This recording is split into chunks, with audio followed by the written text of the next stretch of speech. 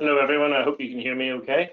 I'm just going to give it a minute for just anyone to join in who isn't quite ready,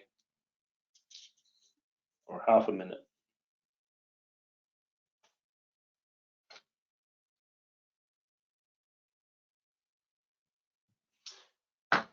Okay, well, I'll make a start. Today I'm tasked with talking through the issue of smash and grab adjudications, and I'm going to take about 50 minutes to do that, and then I'll leave some time for questions at the end. You can type the questions in to the chat function, and they'll come up on my screen, and I'll try and deal with them at the end if we have time to do so. I am Edward Quigg. I'm a director at Quigg Golden, and we are a specialist firm of solicitors that are based in Maidstone, Belfast and Dublin. We work in procurement law and we work in dispute resolution. I'm also an adjudicator and past chairman of the Adjudication Society. So dealing with these type of smash and grab adjudications and dealing with any type of adjudications is a real core function of what I do from a day-to-day basis and what the firm does. So what we hope to be able to impart today is an understanding of what smash and grab adjudications are, one of the, or some of the difficulties people can get into from time to time in relation to them, why they fail sometimes, why they succeed, what you can do to protect yourself. Look, this talk is current, but the law develops, so it's really about what the law is today. So slides will be made available to you after this seminar. Maybe it'll be emailed to you today or maybe tomorrow. But they're only really current, of course, up to the date they're produced. And also the advice we give here is general advice, and you shouldn't take it as specific legal advice in relation to any specific problem. You'd be surprised how many people do that, or quote back to me something that I've said in one of these talks. Please don't do that.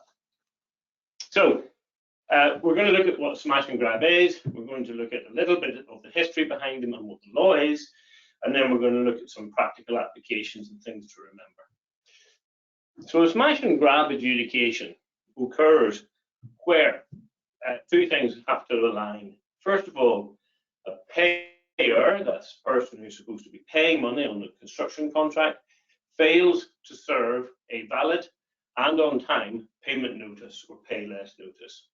So in other words, the party that's having the work carried out for them does not tell the person doing the work how much they intend to pay and when they intend to pay it. So that's the first requirement. The second requirement is that the receiving party, the payee party who's going to receive the money, serves a default payment notice. So in other words, saying you haven't told me how much you're going to pay me, and therefore here's my notice to you saying how much you have to pay me. Now normally that wouldn't create too big a problem, because the paying party would then say, oh right, we forgot to issue a payment notice, they've issued a default payment notice, we'll issue the pay less notice. However, in the Act, which we'll come on to in a bit, it says that if the contract allows and permits the executing party to make an application for payment, that application automatically becomes the amount due. And that's why we get this smash and grab situation. What's happening is that the contractor makes an application for payment, says how much they feel they're entitled to be paid, and the payer does not respond to it within time or does not respond with the right level of detail. And in that situation, the contractor is entitled to the amount they've applied for. Now, this type of adjudication we would refer within Quigg Golden as a payment notice adjudication. For the purpose of this talk and advertising this talk with the CICS, we couldn't refer to that because everyone knows it as a smash and grab adjudication. The reason we don't like that phraseology, although I'm going to use it for the purpose of this talk, is that it's pejorative.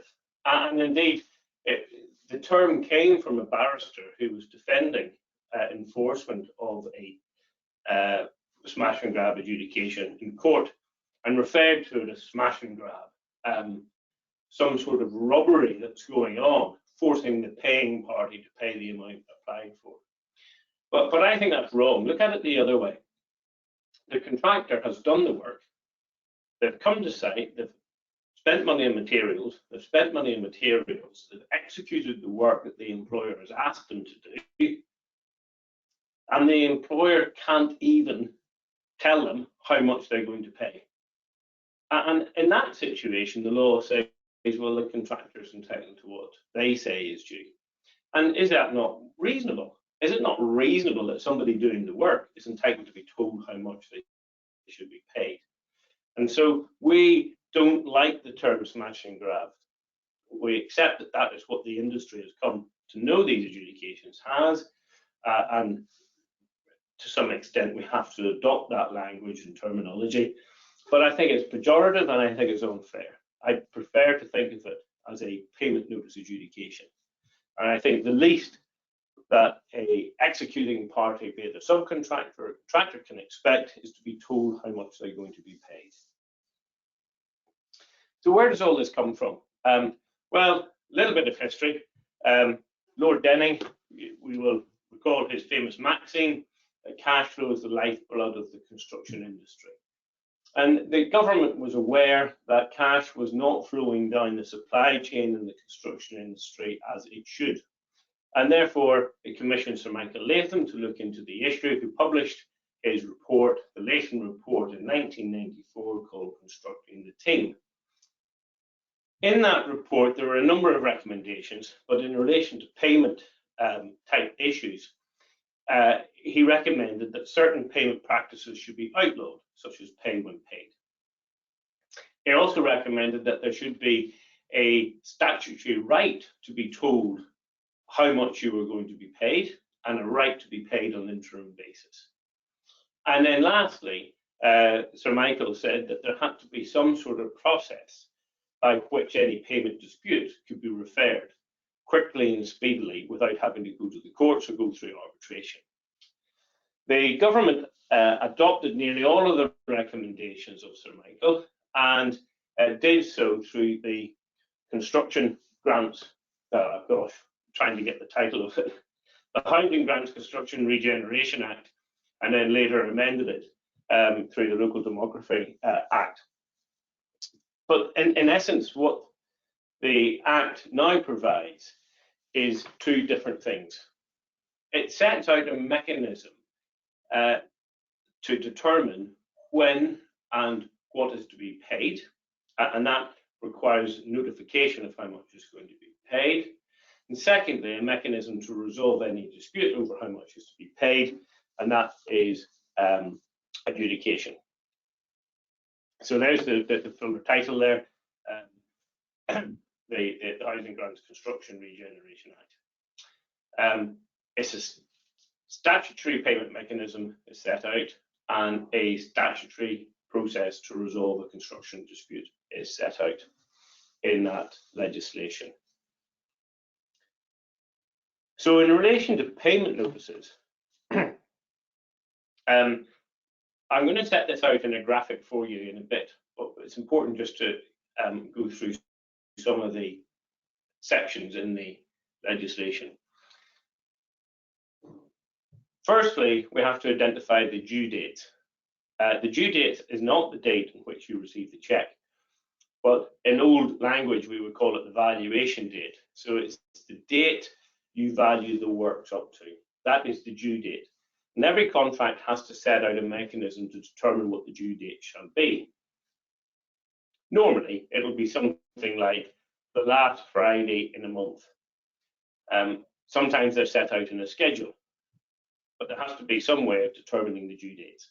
If your contract doesn't, then the scheme applies. So the regulation or the Act says if your contract does not set out the due date or mechanism to determine them, the scheme applies. And the scheme says it's every 28 days from whenever work starts on site. Section 111 says that the payer must pay the notified sum before the final date for payment. The notified sum is the amount which is due on the due date and has to be paid by or before the final date for payment. But what then is the notified sum? Well, there has to be a process or notice setting out the notified sum, and that's set out in section 111.2, which is a notice from the payer, which is the default position. The payer issues the notice setting out how much is to be paid.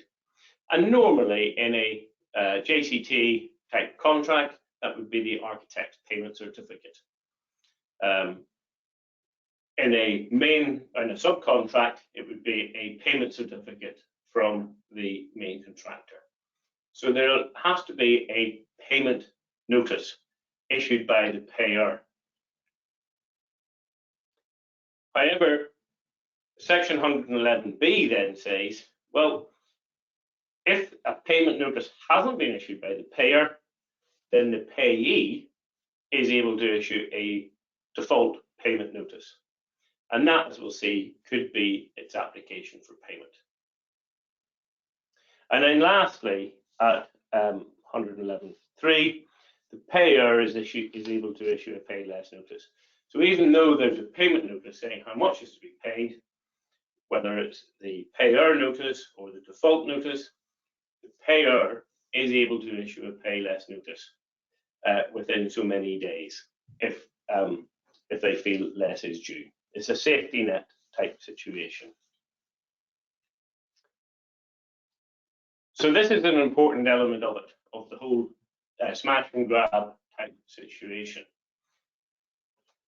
The section says, 110B4, if a contract permits or requires a payee before the date in which the payment notice is required to be given, can make an application for payment, setting out the sum which it considers to be due and the basis on which it's calculated, then if no payment notice is given, the application is to be regarded as the default payment notice. So that says if no payment notice is issued, the application for payment is automatically transformed into a default payment notice, and therefore it's the amount applied for becomes the amount due. And that's the key provision in relation to smash and grab adjudications.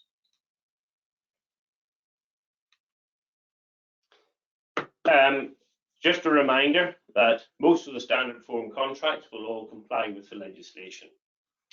But if your contract doesn't comply with the legislation because it doesn't set out due dates or doesn't set out that the payer has to give a payment notice, pay less notice, default payment notices, and so on, then the scheme applies, okay? And you look to see what the legislation and the scheme provide. So what does that provide for? So this hopefully will set it out a bit clearer for us.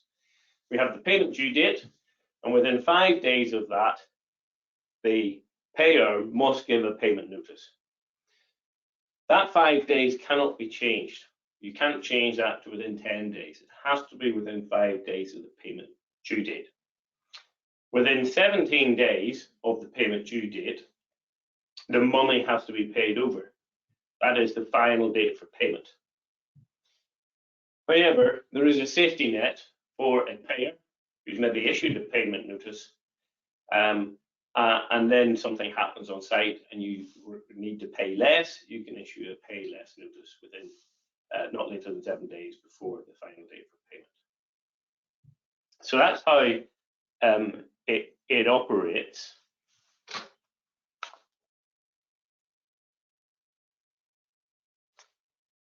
What will normally happen is that an interim application shall be made by the contractor 7 days before the payment due date. Then there will be a payment notice, final date for payment, and the ability to issue a pay less notice before that. This is an unamended JCT contract. But what the legislation and the JCT contract says is if for some reason the payer doesn't issue that payment notice or the pay less notice on time with the right detail in it, if it's not a valid payment notice or pay less notice, then the interim application, so long as it is valid, automatically becomes the sum due. And therefore the contractor is able to claim the full amount of their application in an adjudication. And the adjudicator will not look to how that application has been arrived at or decide, is it the right amount? It's simply saying to the adjudicator, we've applied for the money, they didn't issue their notices, therefore the amount we have applied for is the amount due. And the adjudicator will agree with that and order the amount that has been applied for is paid over. Sometimes the JCT contract can be amended, but you'll note that we've here extended the time between the payment due date and the final date for payment to 28 days. I've actually seen that being amended to 183 days or 182 days, i.e. 6 months. And they've also shortened the time that the pay less notice can be issued or pushed it out to just 1 day before the final date for payment. But you'll note that that 5 days for the payment notice has not been altered, and that can't be altered, even if people want to do so. Okay, hopefully that's pretty familiar ground to you, and I haven't overly complicated the situation. As I said, do ask in the chat window. I'll try and keep an eye on it, and I can go over something which I haven't explained very clearly to you. Now, of course, all of this applies only if we have a construction contract. What is a construction contract? Carrying out construction operations, and importantly, arranging for carrying out construction operations by others.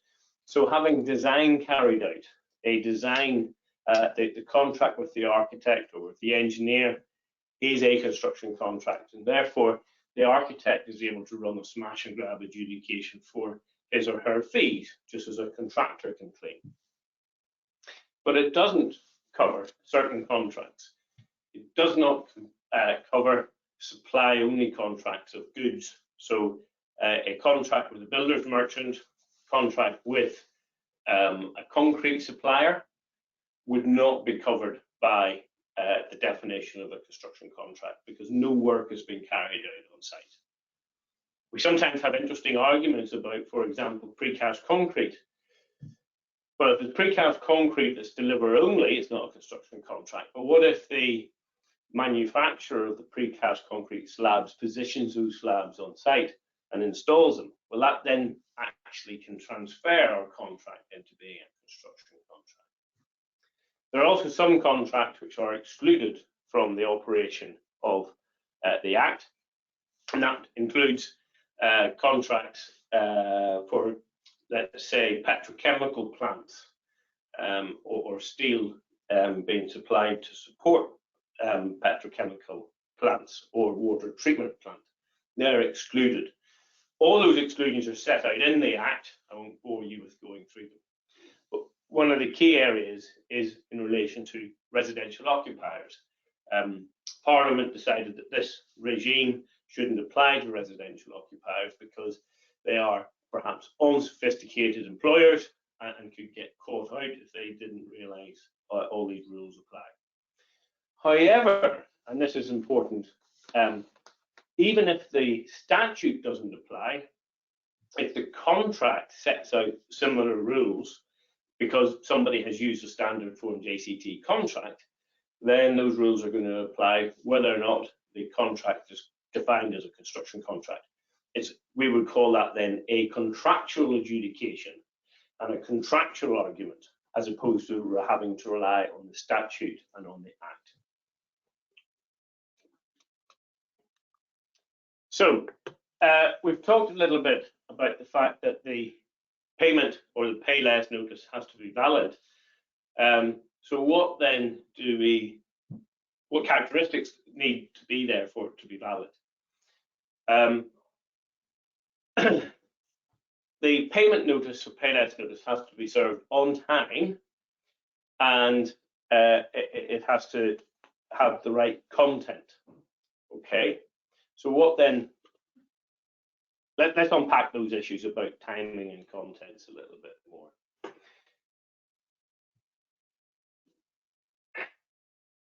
So in Helia Investments and Beck Interiors, the court held that if a payee issues a payment application late, then it is invalid and cannot be effective or valid for following the due date. So in relation to the application for payment, it has to be served on time. Equally, the payment notice, which has to be served within 5 days of the payment application, has to be served on time. Sorry, it has to be issued within 5 days of the due date. So that means we need to know when the due date is. Because if we don't know when the due date is, our application might be late, and if it's late, it's not a valid application. If we're issuing a payment notice, if we don't know the due date, again, our payment notice might be late. So it's absolutely essential in any contract you're working on or any subcontract to know when the due dates are. And it's surprising how many arguments you can have in relation to it. Whenever we're looking at defending or prosecuting a smash and grab type adjudication, we have to spend quite some time making sure we fully understand what the due dates are, because sometimes we have part of the contract sets out a mechanism for determining the due dates. Another part of the contract will have a different mechanism, so which takes precedence over the other? Or is it so confusing there are no due dates set out in the contract, in which case we have to rely upon our old friend the scheme and work it out every 28 days. And of course, if it's every 28 days, that's not monthly. There's actually 13 28-day periods in a year, not 12. So although you might think it's obvious what the due date is, it's not always obvious. And the best way around it is for any contractor on is to agree with the other side, and this can be agreed post-contract, a schedule of due dates and have them set out in the contract as a schedule of due dates. The only thing I would warn in relation to that is that we don't want that schedule to run out. So if it's a 12-month contract, don't set out 12 due dates, because contracts, funny enough, do tend to overrun. So the last line in the schedule of due dates should say something like, and continuing thereon until practical completion on the last Friday of the month, or continuing on the same basis until practical completion. So you never run out of due dates. Indeed, there was a case at Balfour Beatty, if memory serves correctly, where the schedule did run out, and the court said, well, that's what you've agreed. So once you passed that last due date, you weren't entitled to another payment until the works had been completed. So watch out for that. So we need to make sure our application is made on time.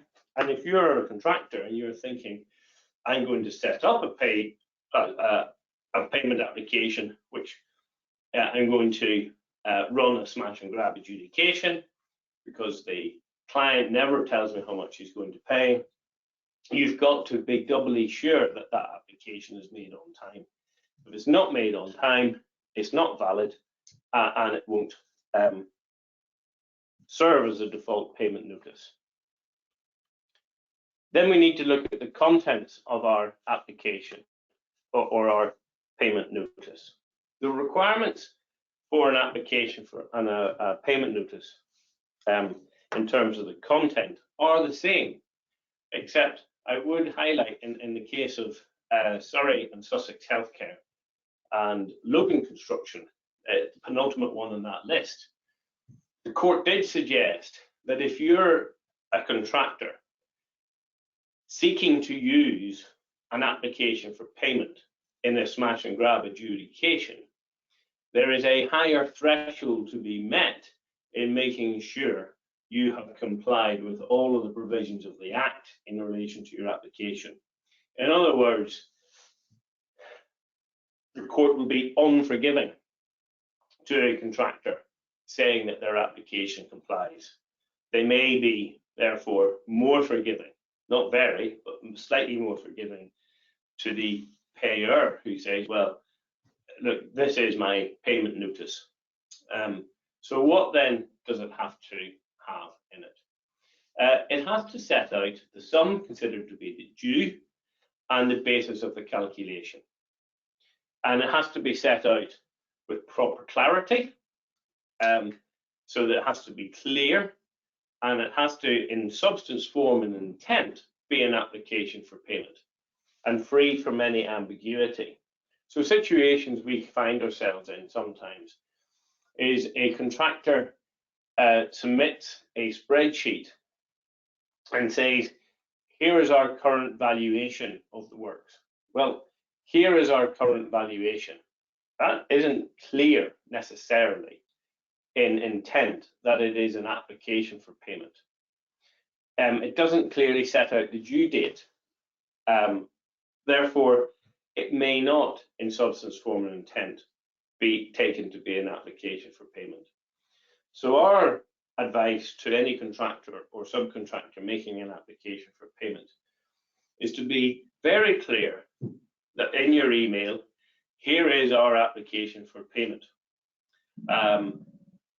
in relation to the due date of, and then setting out what that due date actually is. Be really crystal clear so that nobody could be in any doubt that it is an application for payment. Other phrases that I've seen contractors use that detracts from it being an application is, here is our draft final account. Well, what is that? Are you saying this is an application, an interim application? Are you saying it is the final account, or is it just a document to start a discussion? And the court would maybe in that situation hold and say it isn't an application because it is not clear in substance, form, and intent, and it is not free from ambiguity that this is absolutely an application for payment.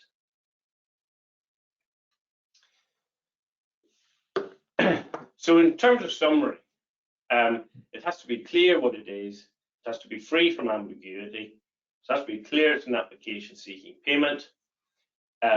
Possibly it has to be clear which contractual clause it's issued under. That comes from a case which is misunderstood by some adjudicators, but you should make it clear that it is an interim application, and set out the sum considered to be due and the basis of calculation.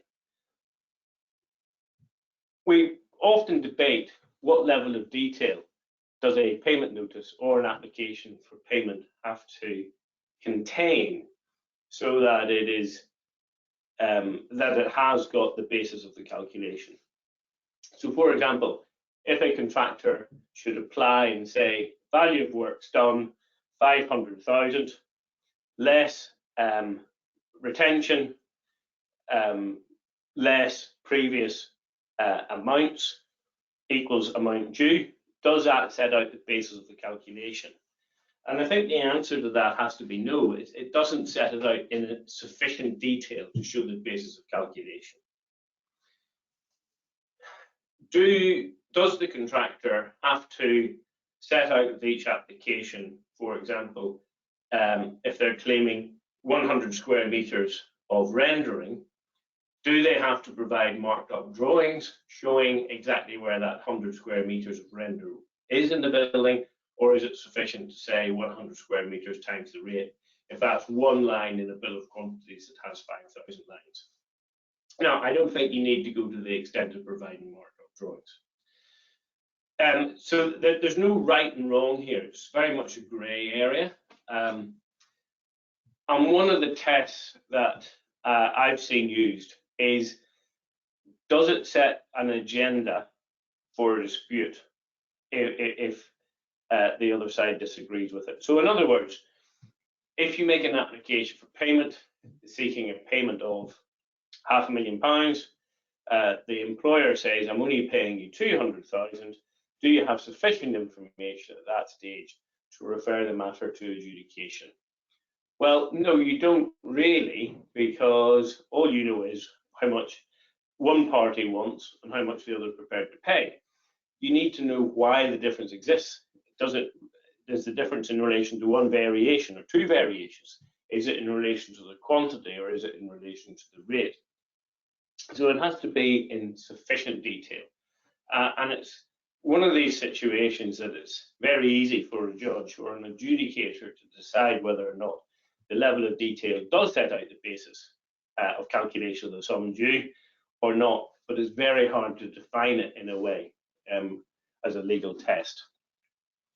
But it has to have sufficient detail so that people can understand why you're saying you want paid the amount you do.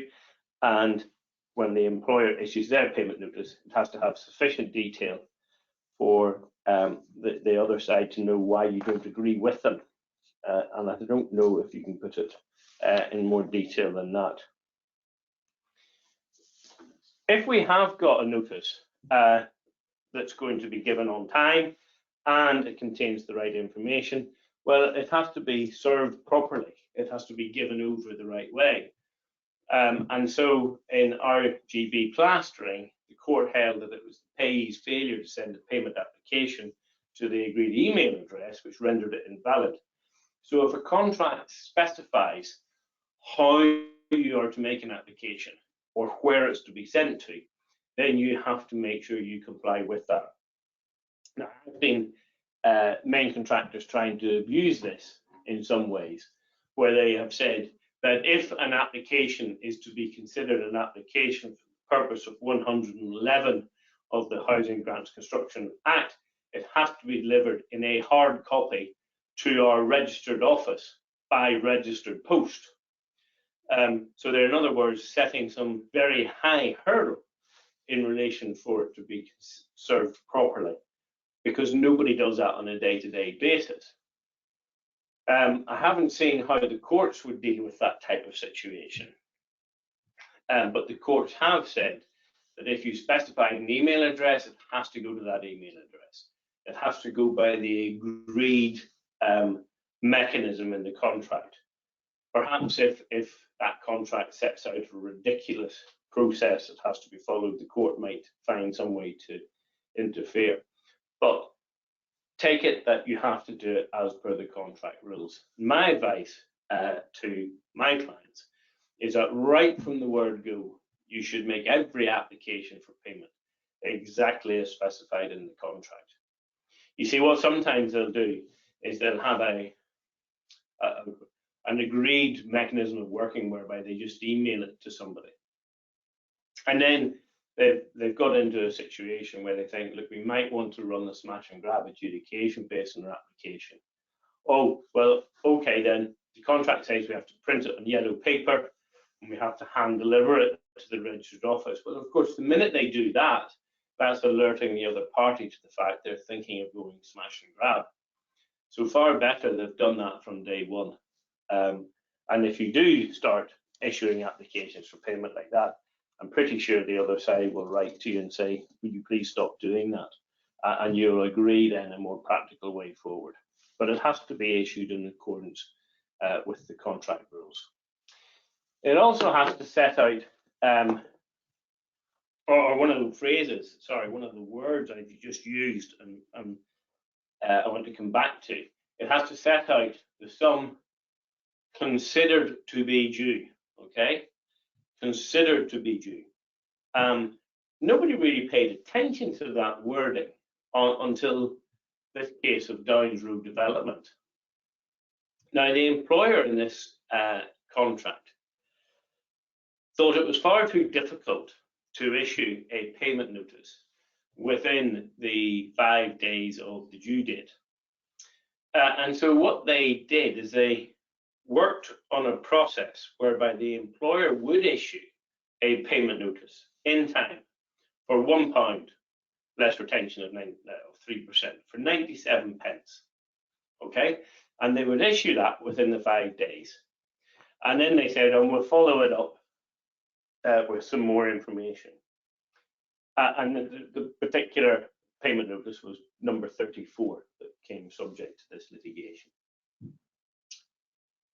A couple of weeks later, they issued 34A in the sum of £657,218.50.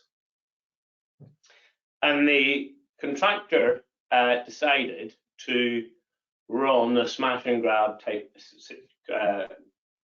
adjudication on the basis that there had been no payment notice. Well, the employer said, we did issue a payment notice, 557,000. The court said, no, that's no use. 34A is no use because it wasn't issued in time. It wasn't issued within 5 days, therefore it's invalid. The employer said, well, don't worry, because we did issue one on time, number 34, and that was for 97 pence.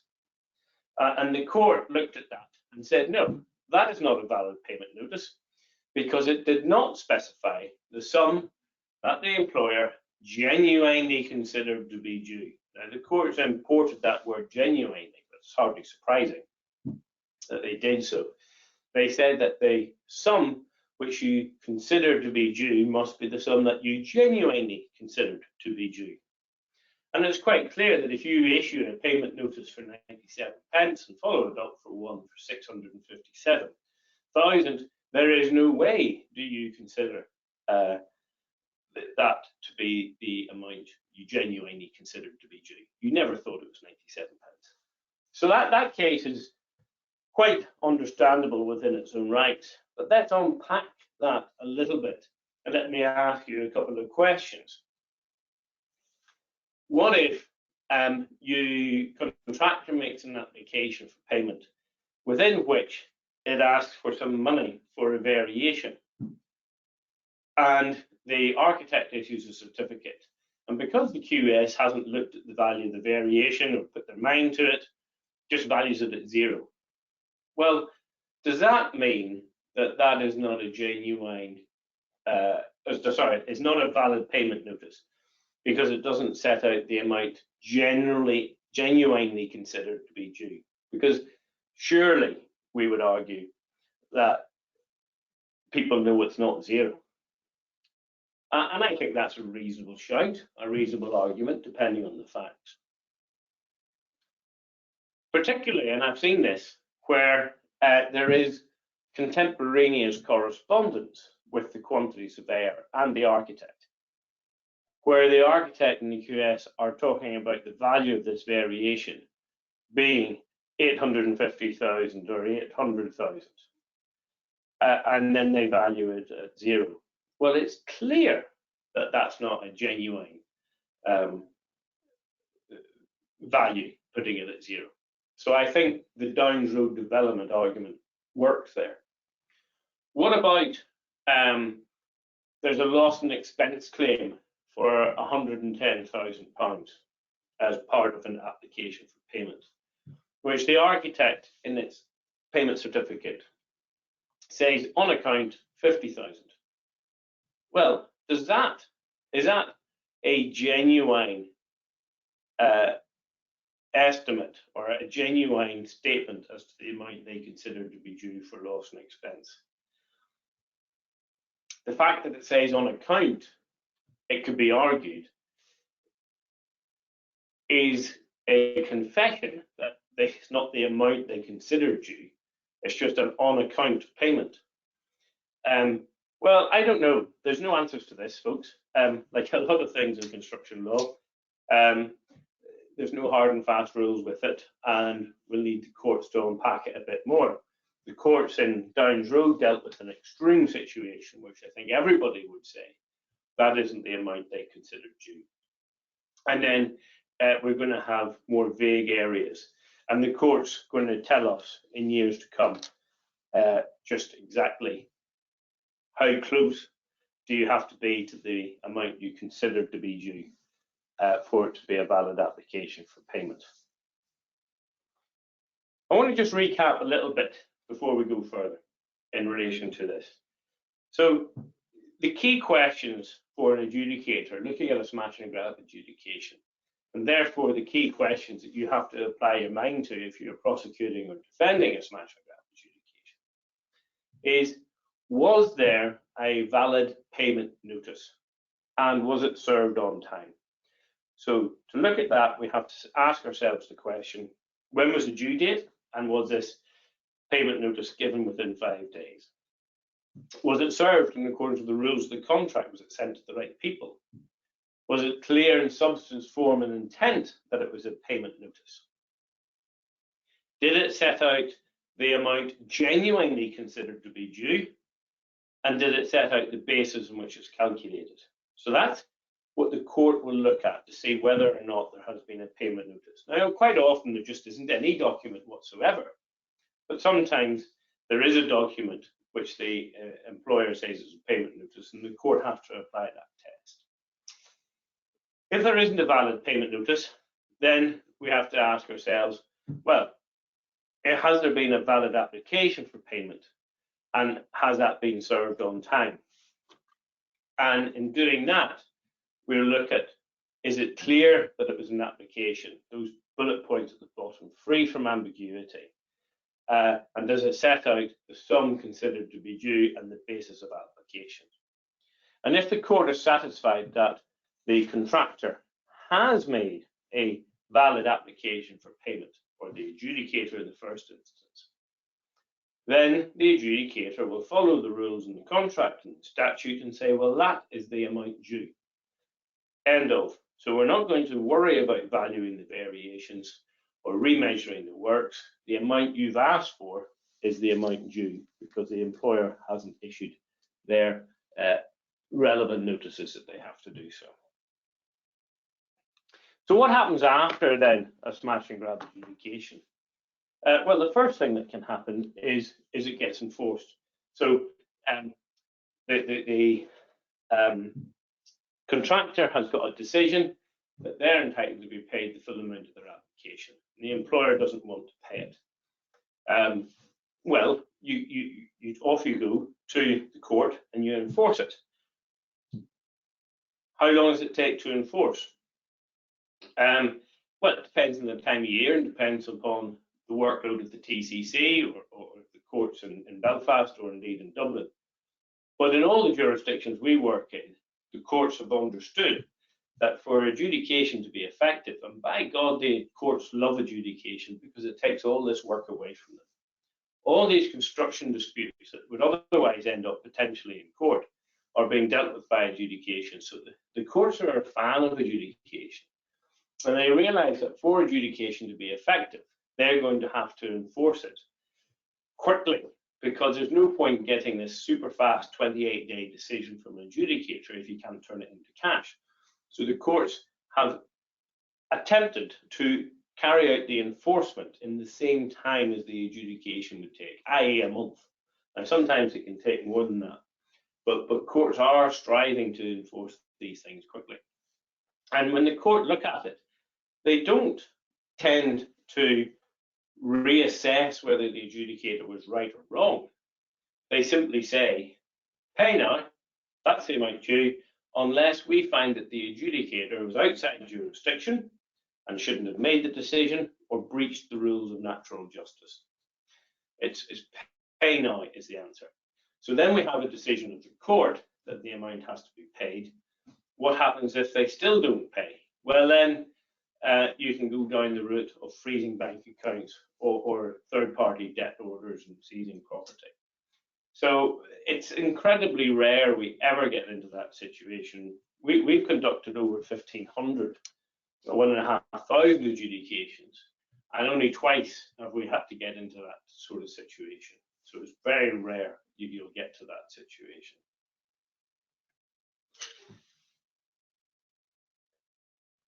But that isn't a smash and grab. Winning a smash and grab, that doesn't end the dispute. You won the battle, but are you going to win the war? In other words, is the contractor actually entitled to this money just because they've applied for it and the employer failed to issue a pay less notice? Are they still going to be able to hold on to the money, or can it be looked at again? The answer is it can be looked at again through what we'll call a true value adjudication. So the employer who's lost the smash and grab being told to pay £500,000 to the contractor, is able to go to a new adjudication and say, look, they won this £500,000, or I was ordered to pay it because I forgot to issue a payment notice. But they're not due it. In fact, they're only due 100,000. So I want 400,000 back. And that's follow-on true value adjudication. And you're allowed to do it, but the courts have held you're only allowed to have that argument after you paid that sum over in the first adjudication. In other words, you can't start your process of asking for the true value before you pay the money over. Now, in the early days of adjudication, if I was representing a client and we were defending a smash and grab, and we thought, keepers, we're going to lose this because our client has not issued the payment notices, we would immediately start true value. So by the time we were in court with the other side enforcing the smash and grab adjudication, I'm able to say to the court, hold on, I've got a true value here, and I know we might owe them 500,000. This says they're only due 100, so they owe me 400. So please, Mr. Judge, just give them the £100,000. And we were able to do that, generally speaking. Well, the court now have put the kibosh on that, and they've said, no, you pay now, you argue later. And that is what's happening. So now what we're finding is that we do have to pay the money over and then have the true value.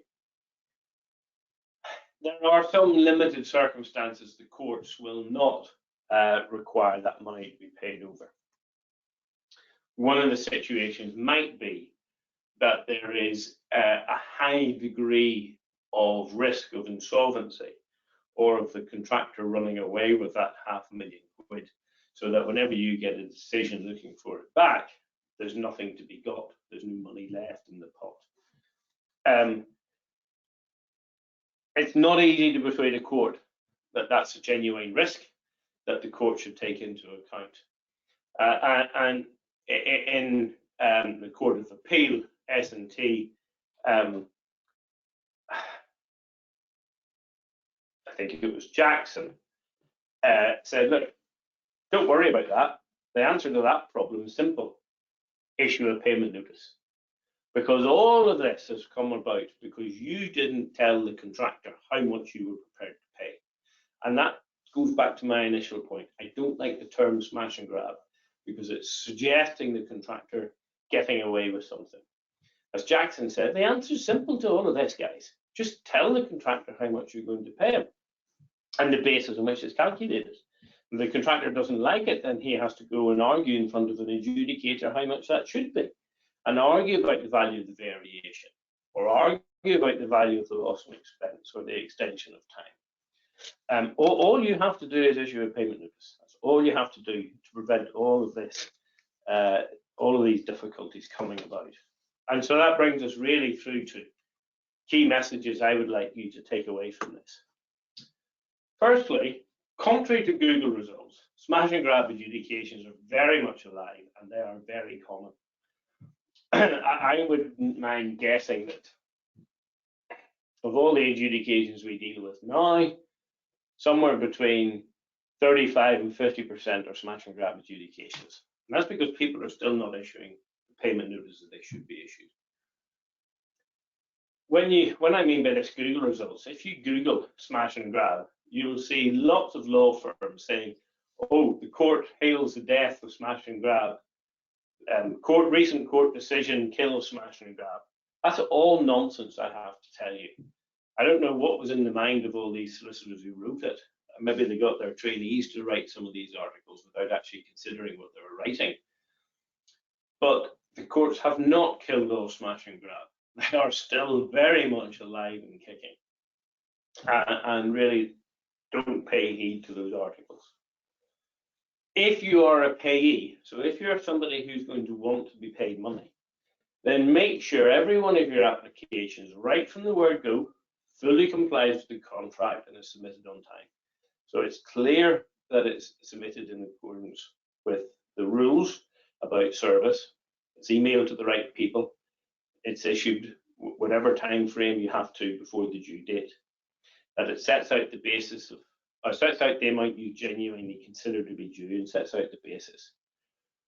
And do it from day one. Don't just suddenly start complying whenever you think you might want to go smash and grab, because that's just waving a flag to everybody, telling them what you're going to do.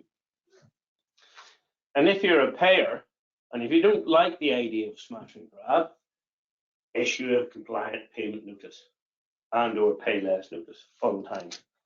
If you're an employer under a JCT contract that's employing an architect, make sure the architect does those things and is doing those things and taking interest in it.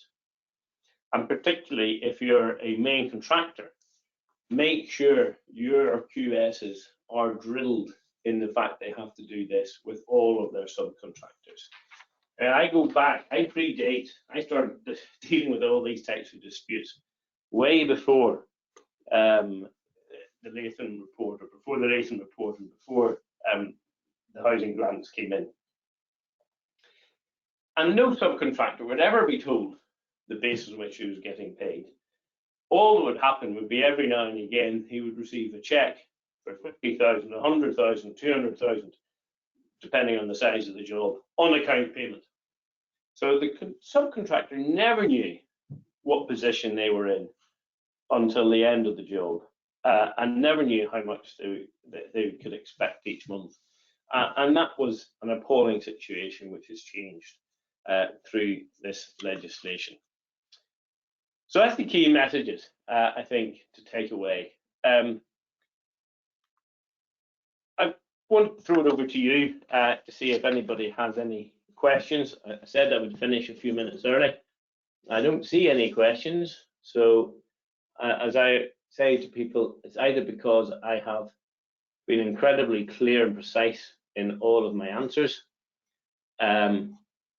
or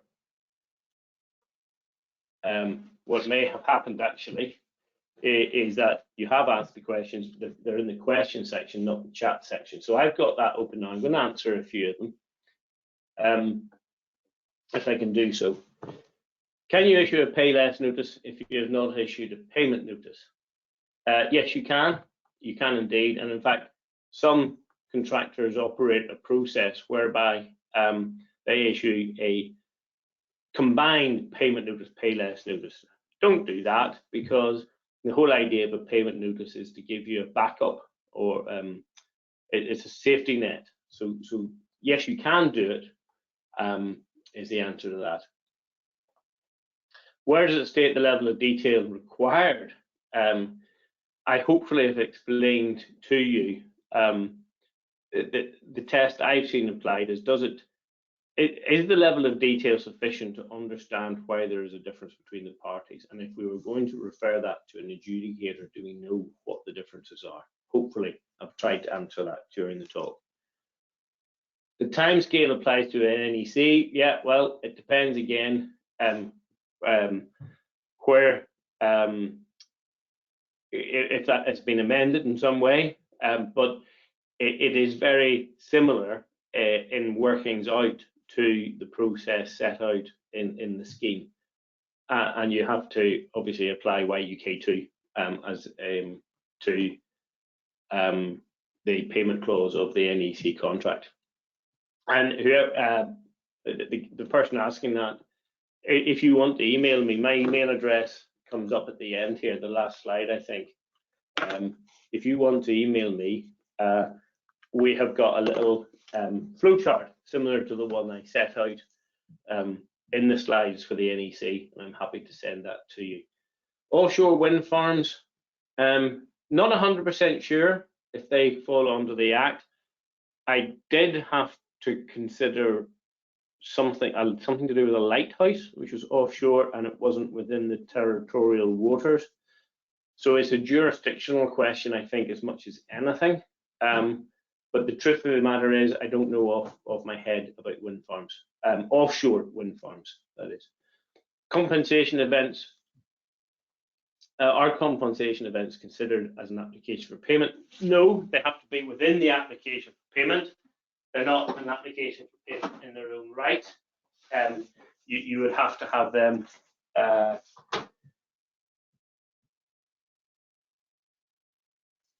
they're not an application within their own right. They would have to be contained.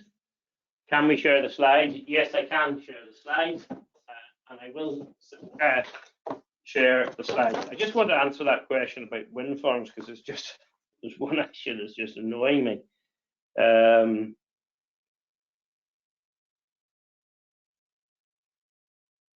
Yeah, what is excluded is the assembly of plant or machinery on a site where the primary activity is power generation. And it would strike me that offshore wind farms are likely to fall within that exception.